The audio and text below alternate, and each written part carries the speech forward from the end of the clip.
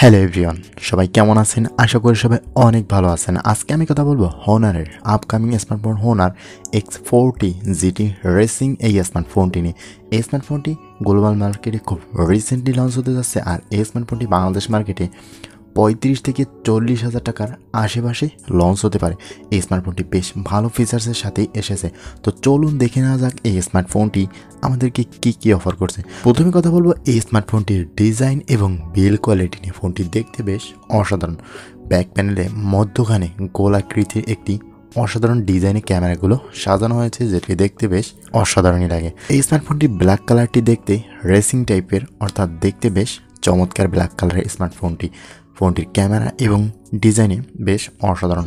Dot notch display হতে দেখতে বেশ চমৎকার লাগে ফোনটির ফ্রন্ট সাইড। আর থাকছে এই স্মার্টফোনটি কার্ভেজ ডিসপ্লের সাথে। তো ওভারঅল এই স্মার্টফোনটি আউটলুক এবং ফ্রন্ট দিকটাও যথেষ্ট সুন্দর। এই স্মার্টফোনটি ওয়েট থাকছে 199 গ্রাম এবং থিকনেস 8.5 মিলিমিটার। ফোনটির ব্যাক এবং ফ্রেমে প্লাস্টিক বিল্ডের তৈরি। ফোনটি থাকবে দুইটি কালারে, ব্ল্যাক এবং সিলভার কালারে। তো ওভারঅল ফোনটি ডিজাইন এবং বিল্ড কোয়ালিটি অসাধারণ। এরপরে আসি স্মার্টফোনটির ডিসপ্লে সেকশনে। ফোনটিতে ইউজ করা 6.80 ইঞ্চের একটি IPS LCD 144Hz একটি ডট নচ ডিসপ্লে, যাতে থাকছে 1080x1388 পিক্সেল রেজুলেশনের ডিসপ্লে।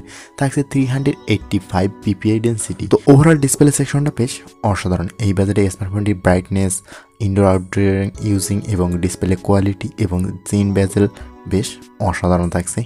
স্মার্টফোনটি ব্রাইটফুল হওয়াতে আউটডোরে ইউজের ক্ষেত্রে বেটার এক্সপিরিয়েন্স পাওয়া যাবে। লাইটিং কন্ডিশনে বেশ চমৎকারভাবে ইউজ করা যাবে। ভিডিও দেখার ক্ষেত্রেও বেশ ভালো ভিউইং পাওয়া যাবে স্মার্টফোনটির ডিসপ্লে সেকশন থেকে। এরপরে এসে স্মার্টফোনটি ক্যামেরা সেকশনে। ফোনটিতে ইউজ করা যায় 50 মেগাপিক্সেলের মেইন ক্যামেরার সাথে একটি 2 মেগাপিক্সেলের ম্যাক্রো এবং 2 মেগাপিক্সেলের ডেপথ সেন্সর। ফোনটির ফ্রন্ট ফেসিংয়ে থাকছে 60 মেগাপিক্সেলের সেলফি শুটার। ফোনটির ব্যাক ক্যামেরায় 4K/30 FPS ভিডিও রেকর্ড করার সুযোগ থাকছে EIS এর সাপোর্ট। তবে ওভারঅল এই স্মার্টফোনটি বাজেট অনুযায়ী ক্যামেরা সেকশন আরও বেটার করা উচিত ছিল। এখানে ম্যাক্রো ডেপথ সেন্সর না দিয়ে ultrawide lens, telephoto lens use করা উচিত ছিল। আর ফ্রন্ট ফেসিংয়ে 16 মেগাপিক্সেলের বদলি হিসেবে 32 মেগাপিক্সেল অফার করা উচিত ছিল। এখানে Sony IMX এর ক্যামেরা দিলে হয়তো আরও বেটার হতো। তো ওভারঅল ক্যামেরা সেকশনটা বেশ ঘাটতি থাকছে এই স্মার্টফোনটির। এখানে আরও বেটার ক্যামেরা প্রোভাইড করা উচিত ছিল সোশ্যাল মিডিয়া আপলোড করার মতন।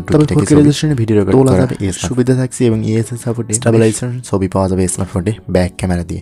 এরপর আসি স্মার্টফোনটি পারফরমেন্স সেকশনে। ফোনটিতে ইউজ করা হয়েছে Qualcomm Snapdragon 88850 একটি 5 ন্যানোমিটার চিপসেট, যার জিপিইউ হিসেবে থাকছে 2.84 GHz অক্টাকোর এবং জিপিইউ হিসেবে থাকছে Adreno 660। ফোনটি থাকবে দুইটি ভেরিয়েন্টে, 12GB 256GB এবং 12GB 512GB স্টোরেজ ভ্যারিয়েন্টে। আর ফোনটি রান করবে ম্যাজিক UI 6.1 এর সাথে Android 13। তো ওভারঅল এই স্মার্টফোনের পারফরমেন্স সেকশনটা যথেষ্ট সুন্দর এবং ভালো প্রসেসর এবং র্যাম রোমের ক্ষেত্রে এই স্মার্টফোনটি আপনাকে অসাধারণ গেমিং এবং অসাধারণ পারফরমেন্স দেবে। এই স্মার্টফোনটি দিয়ে হায়ার কাজগুলো আপনি খুব সহজে স্মুথলি করতে পারবেন, কারণ এর সাথে থাকছে র্যাম এবং স্টোরেজের সাথে অসাধারণ চিপসেট, যেটি স্ন্যাপড্রাগন 888 প্রসেসর, যেটি আপনাকে কাজগুলো খুব সহজ করে দেবে।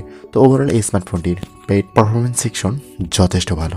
এরপরে আসি স্মার্টফোনটি পাওয়ার সেকশনে। ফোনটিতে ব্যবহার করা হয়েছে 4800 mAh এর ব্যাটারি এবং 66 ওয়াটের ফাস্ট চার্জার। ফোনটি ফুল চার্জ করতে 13 মিনিটের মতন সময় নেবে। এছাড়াও স্মার্টফোনটিতে থাকছে 5 ওয়াটের রিভার্স চার্জিংয়ের সুবিধা। ওভারঅল পারফরমেন্স সেকশনের পাশাপাশি এই স্মার্টফোনটি ব্যাটারি সেকশনটাও যথেষ্ট ভালো।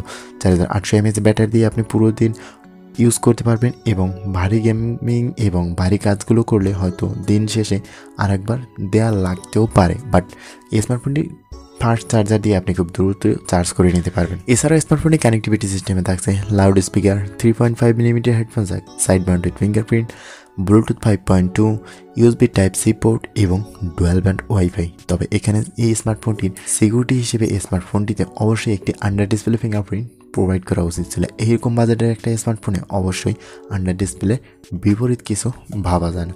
তো আপনার কাছে এই বাজেটে এই স্মার্টফোনটি কতটা ভ্যালু ফর মানি অবশ্যই কমেন্ট করে জানাবেন।